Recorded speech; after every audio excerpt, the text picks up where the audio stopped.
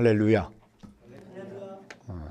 감사합니다. 찬양을 우리 16절 같이 한번 읽읍시다. 시작. 또 이르시되 너희는 온 천하에 다니며 만민에게 복음을 전파하라. 은혜로우신 아버지 하나님, 그동안 마가복음을 주신 은혜를 생각할 때 감사합니다. 오늘 마지막 말씀 섬기길 원하오니 성령 하나님께서 우리와 함께 하시고 말씀하여 주십시오. 또한 이 예배 가운데 함께 하시고 예배를 성령 하나님께서 은총으로 인도하시고 축복하여 주옵소서. 감사하고 예수님의 이름으로 기도합니다. 아멘. 마가복음은 이렇게 시작했습니다. 하나님의 아들 예수 그리스도의 복음의 시작이라. 그런데 이제 이렇게 끝을 맺죠. 너희는 온 천하 다니며 만민에게 복음을 전파하라. 복음이란 무엇입니까? 또한 복음을 믿는 사람은 무엇을 해야 합니까? 첫째, 복음은 예수님께서 십자가에서 돌아가시고 살아나신 겁니다. 당시 사람은 금요일 해질 때부터 토요일 해질 때까지 안식일을 지켰습니다. 예수님을 따랐던 몇몇 자매는 안식일이 지나자 예수님의 시신에 바를 향품을 샀습니다.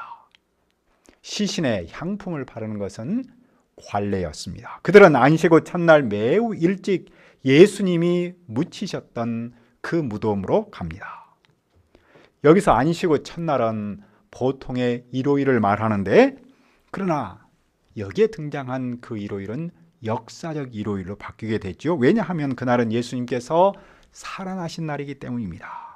교회는 그날을 일요일이 아닌 주님께서 살아나신 날, 주님의 날, 주일로 바꿔서 부르고 있습니다. 그때부터 예수님을 하나님의 아들 그리스도로 믿는 사람은 토요일이 아닌 주일, 바로 그날에 예배합니다. 지금 몇몇 자매는 그 역사적인 첫 번째 주일을 맞이한 것이겠죠. 하지만 그들에게는 한 가지 걱정이 있었는데 예수님의 무덤 입구를 막고 있는 큰 돌을 옮길 수 없었기 때문입니다. 그런데 그들이 무덤 입구에 와서 보니 그 큰 돌이 이미 옮겨져 있습니다. 그들은 무덤 안으로 들어가는데 그곳에서 흰옷을 입은 한 청년이 우편에 앉은 것을 보고 놀랐습니다. 자매들은 첫 번째 주일 새벽에 여러 번 놀라죠? 그런데 그 청년은 그들에게 얼마나 더 놀라운 말을 합니까? 6절을 읽읍시다. 시작. 청년이 이르되 놀라지 말라. 너희가 십자가에 못 박히신 나사렛 예수를 찾는구나. 그가 살아나셨고 여기 계시지 아니하리라. 보라, 그를 두었던 곳이니라. 자매들은 십자가에서 돌아가신 예수님을 무덤에 묻는 것을 보았습니다. 그들은 바로 그 예수님을 찾습니다. 그러나 그분은 여기 계시지 않습니다. 그분은 살아나셨습니다. 예수님이 묻히신 그 무덤은 빈 무덤입니다. 그분이 살아나셨다라는 증언을 통해서 무엇을 배울 수 있습니까? 첫째로 예수님의 살아나심은 말씀에 근거합니다. 예수님은 살아계실 때 십자가의 죽음과 살아나심에 대해서 3번이나 말씀하셨습니다. 하지만 그들은 그 말씀을 귀담아 듣지 않았습니다. 그 누구도 예수님께서 살아나실 것을 기대한 사람은 없었습니다. 그런데 예수님은 그 말씀대로 살아나셨습니다. 예수님의 죽음과 살아남은 처음부터 끝까지 성경에 근거한 것이죠. 둘째로 예수님의 죽음은 실패가 아닌 승리입니다. 예수님의 죽음은 제자와 자매에게 실패를 안겨주었습니다. 예수님은 종교 지도자들과 로마의 권세 앞에 무릎을 꿇었습니다. 그러나 그가 살아나셨다는 말은 그 실패를 한 방에 승리로 바꿔주고 있습니다. 그 누구도 어떤 방법으로도 예수님을 무덤에 가둘 수 없기 때문입니다. 제자의 실패조차도 예수님을 죽음 안에 가두지 못합니다. 왜냐하면 살아계신 하나님께서 죽은 예수님을 살리셨기 때문입니다. 예수님께서 많은 사람의 대속물로 죽으신다는 그 말씀을 성취하고 계십니다. 만일에 살아남이 없다면 죽음은 아무 의미가 없습니다. 예수님의 죽음이 의미가 있는 것은 예수님께서 살아나셨기 때문입니다. 이 말씀이 마가 교회에 주는 의미는 무엇입니까? 그것은 교회의 토대가 무엇인지를 가르칩니다. 그분이 살아나셨다는 메시지는 기독교회의 출발점입니다. 핵심입니다.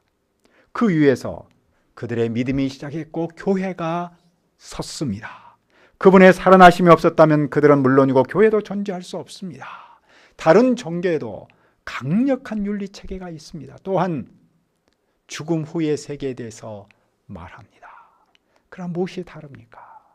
그 세상의 어떤 종교에도 구원자가 죽고 살아났다는 말은 없습니다.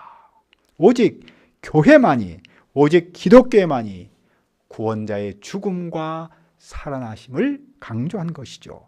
기독교는 예수님의 죽음과 살아남을 믿는 종교입니다. 기독교는 이 예수님을 믿으면 그분과 함께 죽고 그분과 함께 살아남을 믿는 종교인 것이죠. 이것이 바로 복음입니다. 이것이 바로 우리가 믿는 기독교입니다. 둘째, 복음을 믿은 사람은 그 증인으로 살아야 합니다. 그분이 살아나셨다는 메시지를 들은 자매들은 무엇을 해야 합니까? 7절을 읽읍시다. 시작. 가서 그의 제자들과 베드로에게 이르기를 예수께서 너희보다 먼저 갈릴리로 가시나니 전에 너희에게 말씀하신 대로 너희가 거기서 배우리라 하라 하는지라. 예수님께서 죽음에서 살아남을 믿은 그들은 가고 말해야 합니다. 자매들은 제자에게 가서 예수님께서 하신 말씀 그대로 전해야 합니다. 이 말씀에서 우리는 무엇을 생각할 수 있겠습니까? 그분이 살아나심을 믿은 사람은 그 사실을 전해야 한다는 것이겠죠. 그런데 우리의 마음을 끄는 것은 그 첫 번째 증인이 형제가 아닌 자매라는 점입니다. 왜냐하면 당시 사회는 굉장한 남성 중심의 사회였기 때문이죠. 여성들의 지위가 약했습니다. 하지만 예수님은 오히려 그런 자매를 증인으로 세우십니다. 예수님은 자매이기 때문에 할 수 없다는 사회적 편견이라든지 인간 조건을 깨시는 것이죠. 예수님은 여성과 소수민족 출신의 고위직 승진을 막는 조직 내의 보이지 않은 장벽을 뜻하는 말이 유리천장이잖아요. 예수님은 일찍이 그 유리천장을 깨신 것이죠. 그뿐만이 아니라 예수님은 당신을 버린 제자를 용서하고 품고 사랑하십니다. 그들도 증인으로 살기를 원하십니다. 그런 점에서 볼 때 예수님의 증인은 형제 자매가 따로 없습니다. 예수님의 부활을 목격한 사람은 누구나 예수님의 증인으로 살 수 있는 것이죠. 그러나 자매는 너무너무 놀라서 아무에게도 아무 말도 하지 못했습니다. 그러자 예수님께서 누구에게 직접 나타나십니까? 전에 7 귀신을 쫓아내주신 막달라 마리아에게 보이십니다. 그런데 그녀는 앞에 자매와는 달리 제자에게로 갑니다. 그리고 슬퍼하며 울고 있는 그들에게 그 일을 알립니다. 그러나 그들은 예수님께서 살아나셨다는 것과 마리아에게 보이셨다는 것을 듣고도 믿지 않습니다. 보통 믿음은 어디에서 생깁니까? 들음으로 생깁니다. 그러나 이 제자들은 듣고도 믿지 않습니다. 그 후에 예수님은 그들 중 2 사람이 걸어갈 때 다른 모양으로 나타나십니다. 그들은 예수님이 살아나심을 믿습니다. 그들은 11 제자에게 갑니다. 그리고 그 사실을 알립니다. 하지만 11 제자는 믿지 않습니다. 그들은 마리아의 증언을 듣고도 믿지 않았고 2 제자의 증언을 듣고도 믿지 않습니다. 예수님은 11 제자에게 오셔서 무엇을 하십니까? 14절을 읽읍시다. 시작. 그 후에 11 제자가 음식 먹을 때 예수께서 그들에게 나타나사 그들의 믿음 없는 것과 마음이 완악한 것을 꾸짖으시니 이는 자기가 살아난 것을 본 자들의 말을 믿지 아니함이러라. 예수님은 그들의 믿음 없는 것과 마음이 완악한 것을 꾸짖습니다. 믿음이 없는 것과 마음이 완악한 것은 같은 말입니다. 그럼 믿음이 없는 것과 마음이 완악하다는 말은 무슨 말입니까? 그것은 예수님의 살아나심을 본 자들의 말을 믿지 않는 것입니다. 말을 믿지 않는 것이 믿음이 없는 것이고 마음이 완악한 것입니다. 그런 점에서 볼 때 우리가 우리의 믿음이 자라려면 어떻게 해야 합니까? 예수님께서 살아난 것을 본 사람의 말을 믿어야 합니다. 자기의 생각이나 경험을 앞세우지 말고 증인의 말을 믿어야 합니다. 예수님을 직접 보려고 하지 말고 목자의 말을 믿어야 합니다. 예수님을 우리가 직접 보고 믿는 것을 바라지만 예수님은 그렇게 원하지 않습니다. 예수님은 우리가 보고 믿는 방법이 아니라 듣고 믿는 방법을 원하십니다. 만일 우리가 예수님을 직접 보고 믿어야 한다고 생각한다면 예수님은 믿을 후보생이 생길 때마다 이것저것으로 동네방네 전부 가셔서 보여줘야 하지 않겠습니까? 이것은 정말로 번잡한 일이고 좋은 방법이 아닙니다.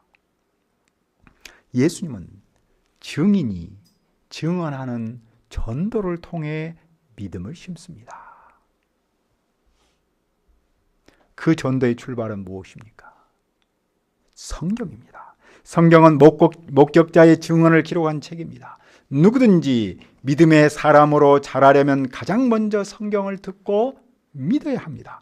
성경을 믿지 않고서는 믿음의 사람으로 자랄 수 없습니다. 만일 누군가가 성경을 믿는 것보다도 뭔가를 보고 믿음의 사람으로 자라려고 한다면 그것은 잘못입니다. 말씀을 듣고 믿는 사람이 건강한 믿음의 사람으로 자라겠죠. 그러면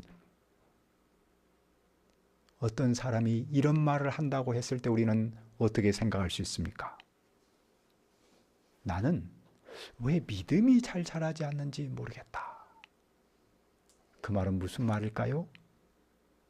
왜 믿음이 자라지 않는 것이죠? 그것은 마음이 완악하기 때문이죠. 마음이 완악하다는 말은 무슨 말입니까? 증인의 말을 믿지 않는다는 뜻이죠. 그러니까 내가 믿음이 잘 자라지 않는다는 말은 내 마음이 완악하다는 말이고 내가 증인의 말을 믿지 않는다는 말입니다. 즉 성경을 믿지 않는다는 말입니다. 그들은 성경보다도 가짜 뉴스를 잘 믿습니다. 말씀 앞에서는 완악하지만 사람의 말 앞에서는 정말로 겸손할 경우도 없지 않아 있습니다. 반면 믿음이 무럭무럭 자란 사람의 특징은 무엇이겠습니까? 그것은 말씀 앞에서 열린 마음, 겸손한 마음을 갖는 것이겠죠. 참으로 겸손한 마음으로 목자의 말을 잘 듣고 믿는 사람입니다. 말씀을 믿지 않는 것은 밥을 먹지 않는 것과 같습니다. 밥을 먹지 않고 어떻게 사람이 자랄 수 있겠습니까? 따라서 말씀을 믿는다는 것은 밥을 잘 먹는 것과 같습니다. 밥을 잘 먹으면 잘 자랍니다. 예수님은 그들을 꾸짖은 후에 그들이 무슨 일을 하기를 원하십니까? 15절을 다시 읽읍시다. 시작. 또 이르시되 너희는 온 천하에 다니며 만민에게 복음을 전파하라. 그들은 복음을 전해야 합니다. 그들은 갈릴리의 작은 동네는 물론이고 온 세상으로 가서 복음을 전해야 합니다. 당시 시대에는 로마인에게 복음을 전해야 한다고는 꿈에도 생각하지 않았습니다. 그들은 로마인을 원수로 생각했기 때문입니다. 또 어떤 사람은 윤리적으로 문제가 있는 사람에 대해서는 도저히 영접하지 못하고 배척했습니다. 그들은 이런저런 이유를 들어서 많은 사람들을 배척했습니다. 폐쇄성을 가졌던 것이죠. 제자도 이런 배타성 때문에 복음 전파의 대상을 제한할 수 있습니다. 그러나 예수님은 그 누구도 제한하지 않습니다. 왜 그렇습니까? 왜 모든 사람에게 복음을 전해야 합니까? 16절을 읽읍시다. 시작. 믿고 세례를 받는 사람은 구원을 얻을 것이요 믿지 않는 사람은 정죄를 받으리라. 모든 사람을 제한하지 않고 복음을 전해야 하는 이유가 무엇입니까? 그것은 복음을 믿고 그 표시로 세례를 받은 사람은 구원을 얻습니다. 그러나 믿지 않은 사람은 정죄를 받기 때문입니다. 구원과 정죄의 기준이 복음을 믿느냐 믿지 않느냐에 있기 때문입니다. 복음을 믿는 일은 이 땅에서 여유로운 삶을 살고 누리는 일종의 종교 생활을 하기 위함이 아닙니다. 복음을 믿고 안 믿고는 우리의 생명과 죽음을 결정하는 실존의 문제입니다. 그러면 어떤 사람이 복음을 믿습니까? 복음을 듣는 사람이 믿습니다. 들으려면 전파하는 사람이 있어야 합니다. 바울 사도는 전파의 중요성을 강조했죠. 누구든지 주의 이름을 부르는 자는 구원을 받으리라. 그런즉 그들이 믿지 아니하는 일을 어찌 부르리요, 듣지도 못한 일을 어찌 믿으리요. 전파하는 자가 없이 어찌 들으리요, 보내심을 받지 아니하였으면 어찌 전파하리요. 기록된 바 아름답도다. 좋은 소식을 전하는 자들의 발이함과 같으니라.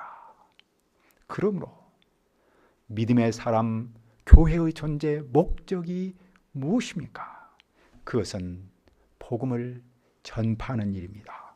복음 전파는 교회의 선택사항이 아니라 필수사항이죠. 당시 물론 마가 교회가 그 일을 감당하기에는 무척 버거웠습니다. 그들이 전해야 할 세상은 너무 거대하고 자신은 그 거대한 파도의 한가운데 있는 작은 배에 불과했겠죠. 하지만 교회는 그 거대한 파도를 향해서 나가야 하고 복음을 전파해야 합니다. 왜냐하면 복음은 정죄의 고통에 있는 한 영혼을 구원하는 일이기 때문입니다. 우리가 온 천하 만민을 향한 예수님의 목자의 마음을 안다면 거대한 세상에 복음 전파하는 일에 도전할 수 있을 겁니다. 오늘 우리의 현실은 어떠합니까? 우리는 복음 전파를 위해서 돈과 시간을 투자합니다. 하지만 기대만큼 열매가 나타나지 않습니다. 피해의식이 있습니다. 머리와 가슴, 그리고 발이 따로따로 움직일 때가 많습니다. 나는 뒤에서 후원만 하고 누군가가 앞에서 행동하기를 기대하는 마음 또한 있습니다. 하지만 복음 전파에 실제로 도전하지 않는다면 어떻게 생명이 살아나는 역사가 일어나겠습니까?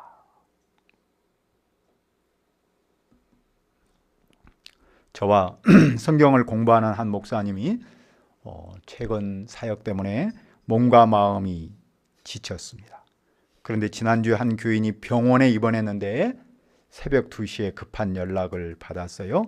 그 교인은 삶의 끝자락에 놓였는데 오직 목사님만을 찾으며 고백했다고 해요.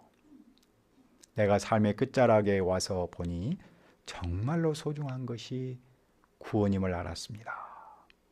내 주위에 사회적으로 지위가 높은 사람도 있지만 제 구원을 위해서 목사님께 기도를 부탁하기 위해서 이 새벽에 찾았습니다. 그는 삶에서 가장 소중한 것이 구원임을 확신했던 것이겠죠. 그 목사님은 그 교인을 하나님 나라로 보낸 후에 제게 말했어요. 내가 목사로서 이런저런 일 때문에 몹시 지쳐 있었는데 그 교인을 장례하면서 구원의 중요성을 깨달았네요. 내가 목사로 살아야 할 이유와 힘을 얻었습니다. 영국에서 인도 선교에 헌신했던 윌리엄 캐리는 강조했습니다. 인생은 짧고 우리 주위의 모든 사람은 늙어가고 있다. 구원의 기쁜 소식을 전하지 않으면 무서운 저주를 받을 것이라는 사실에 항상 마음을 고정해야 한다. 우리가 이런 사실을 좀 더 일찍 깨닫는다면 복음의 증인으로 사는 일에 좀 더 힘쓸 수 있지 않을까요? 우리는 복음 전파가 쉬운 일이 아니라는 사실을 잘 알고 있습니다. 그러나 또 그 복음 전파가 얼마나 중요한 일인가를 또한 잘 알고 있습니다. 그러므로 우리가 힘들고 피곤할지라도 그 사역을 포기하지 말고 그 사역에 힘을 내서 도전하기를 간절하게 바랍니다. 우리가 그 일에 도전할 때 하나님께서 우리를 어떻게 도와주십니까? 하나님께서 믿는 자에게 표적을 주시는데 귀신을 쫓아낼 수 있고 방언을 말할 수 있습니다. 방언이란 일상적 언어가 아닌 특별한 말을 말하면서 동시에 만민에게 복음을 전하기 위해서 필요한 외국어를 뜻하기도 합니다. 복음을 믿는 사람은 뱀을 손으로 잡을 수 있고 독을 마셔도 해를 받지 않습니다. 평생 아프리카에서 헌신했던 리빙스턴이 고백했죠. 사명인은 사명을 마칠 때까지 결코 죽지 않는다. 그 말은 하나님께서 복음을 전파하는 당신의 종을 도와주시고 보호해 주시고 생명까지도 지켜주심을 뜻합니다. 그뿐 아니라 병든 사람을 낫게 할 수 있습니다. 하나님은 복음을 전파하는 그 일을 위해서 특별한 능력도 그 사람에게 주십니다. 예수님은 말씀을 마치신 후에 하늘로 올려지십니다. 하나님 우편에 앉습니다. 하나님 나라의 왕이신 예수님께서 하나님과 함께 이 세상을 다스리십니다. 예수님은 이 땅에서 시작하셨던 복음 전파를 하늘에서도 계속하십니다. 어떻게 하십니까? 20절을 읽읍시다. 시작. 제자들이 나가 두루 전파할새 주께서 함께 역사하사 그 따르는 표적으로 말씀을 확실히 증언하시니라. 예수님은 제자를 통해 복음 전파를 계속하십니다. 그런데 복음 전파는 제자 혼자 하는 것이 아닙니다. 하늘에 계신 예수님께서 함께 하셔서 그들이 전하는 말씀을 확실히 증언하십니다. 그것을 우리는 성령님의 사역이라고 부릅니다. 오늘 우리가 이 힘든 세상에서 복음을 전파할 수 있는 것은 성령님께서 우리와 함께 하셔서 내가 증언하는 그 말씀을 확실하게 힘있게 해주시기 때문입니다. 성령님께서 내가 증언하는 말씀을 확실하게 증언하시기 때문에 우리가 말씀을 전할 수 있습니다. 따라서 복음 전파에는 실패가 없습니다. 오히려 말씀을 전파하지 않는 것이 실패일 뿐이겠죠. 우리가 믿은 복음은 무엇입니까? 그것은 예수님께서 우리를 대신해서 십자가에서 돌아가셨지만 다시 살아나신 겁니다. 누구든지 그분을 믿으면 그분과 함께 죽고 그분과 함께 살아납니다. 우리는 그 복음을 믿습니다. 그 복음을 믿은 우리는 무엇을 해야 합니까?